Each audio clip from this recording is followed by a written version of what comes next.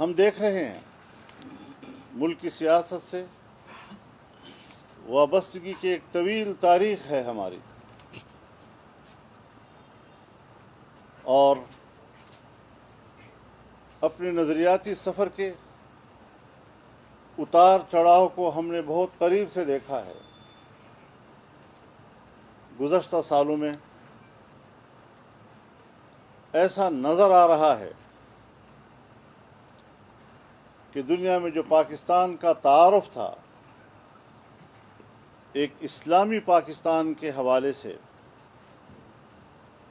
ہمارے اس تعارف کو اور اس شناخت کو تبدیل کر دیا گیا ہے، اور آج دنیا کے نقشے پر پاکستان ایک سیکولر ریاست کا روپ دھار چکا ہے۔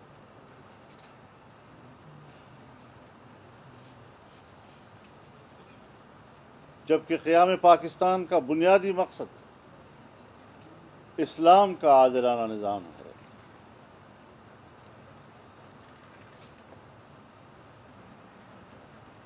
جمعیت علماء اسلام کی مرکزی مجلس شورا نے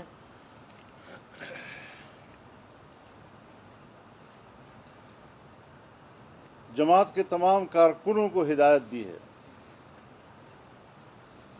کہ ملک کی اسلامی شناخت کو دوبارہ بحال کرنے کے لیے اپنی جدوجہد کو عصر نو منظم کریں اور اسے انتخابی مہم کا حصہ بنائیں۔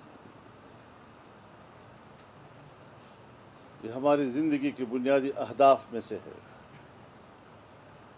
پاکستان کو ایک حقیقی اسلامی ریاست بنانے، معیشت کو اسلامی خطوط پر استوار کرنے، اسلام کے زرعی اصولوں پر عمل درآمد کرتے ہوئے انسانی حقوق کے تحفظ کے لیے عصر نو باقاعدہ مہم کا آغاز کیا جائے اور اسلامی تعلیمات کی روشنی میں اعتدال پر مبنی رویوں کو فروغ دیا جائے۔